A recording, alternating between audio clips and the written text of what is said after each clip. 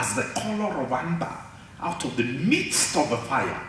Out of the midst thereof came the likeness of all living. You know, in this passage, you will see a lot of statements, references to things that words that we now throw around in information technology. You will see a lot of references to words that we use without thinking. You will see a lot of references to actions that we are involved in every day without just thinking about it. Let's keep reading.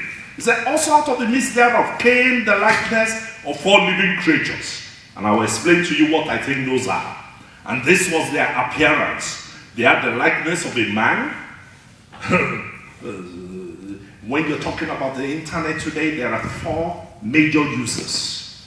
The likeness of a man, and everyone had 4 faces, and everyone had 4 wings, and the feet were straight, and the sole of their feet was like the sole of a calf's foot.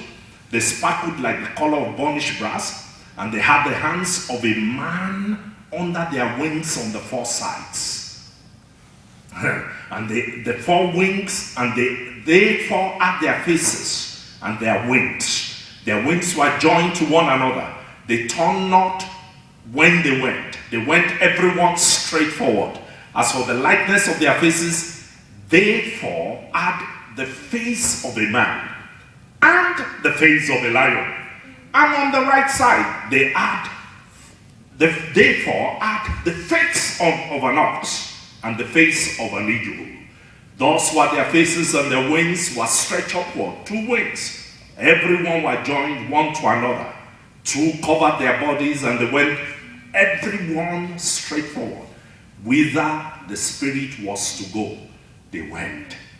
And they turned not, and they went. And I can keep reading. You read this when you get to it. Now, let's go back. And I want you to think with me.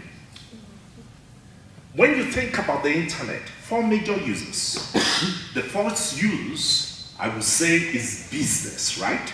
The use in business. Actually, the first use is not the use in business. The first reason why the information technology age advanced was because of military purposes.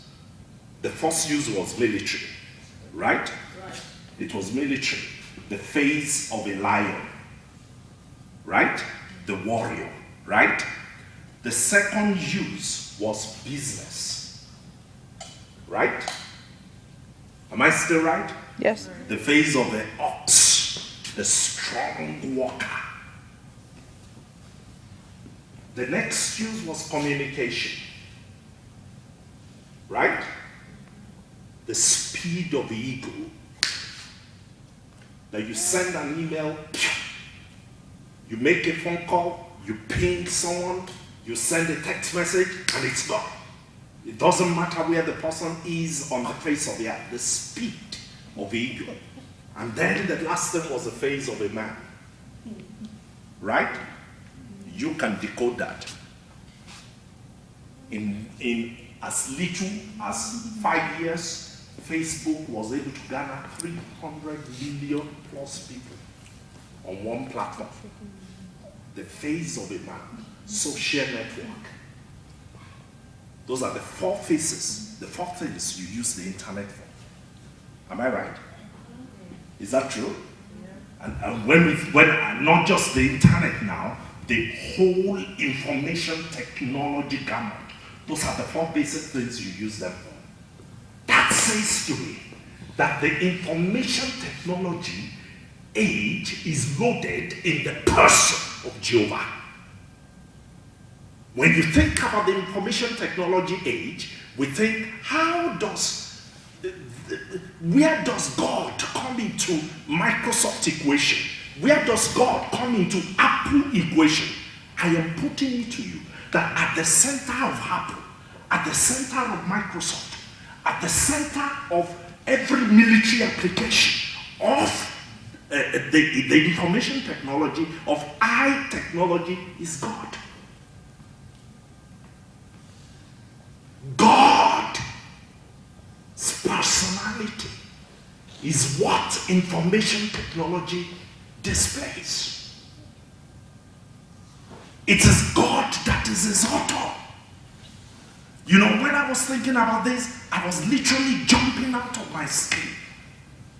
That God is the one that is behind Facebook.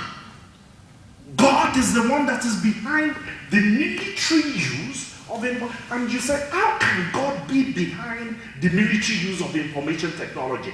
I don't know. I just know that information technology has changed the face of North Africa. And information technology will soon change the face of Arabia. And you know, some people can stand aside and say, how does this concern us?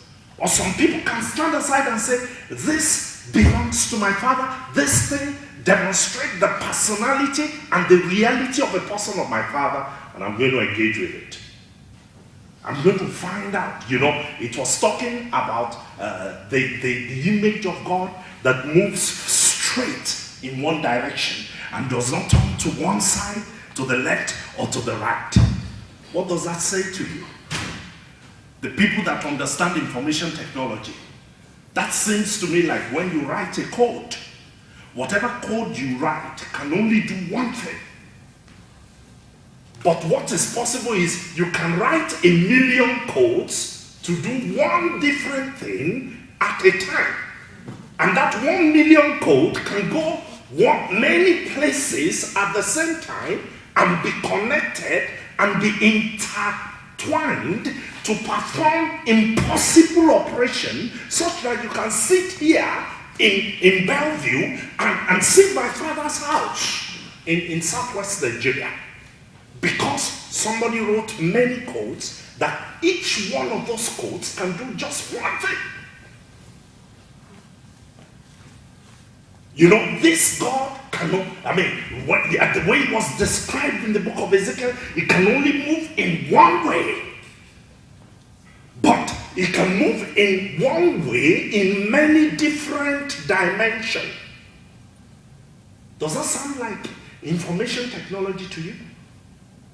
And I think that in that way, information technology represents our God.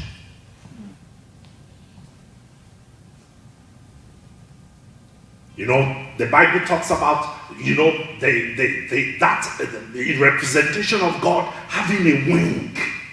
But under that wing is the hand of a man. I don't know whether you are as exacted as I am.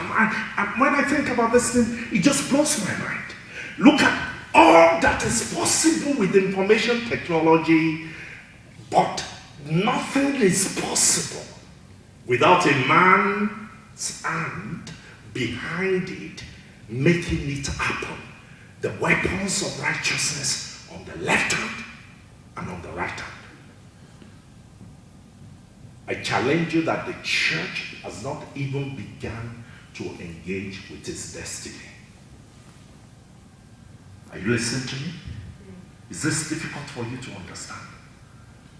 I challenge you that you have not even begun to engage with your destiny. Say to me, I have not even begun to engage with my destiny. I have not even begun to engage. Boundaries are limitless. The speed is astounding. The capacity is undescribable. The things that you can achieve, the length you can go, the depth you can go, the strength of what is possible, because God is in the middle of information technology. Now, that may go fly in the face of everything you have been taught. But think about this. Who did God, why did God create man? Why did God create man? If anybody can answer that, I'll give him $5.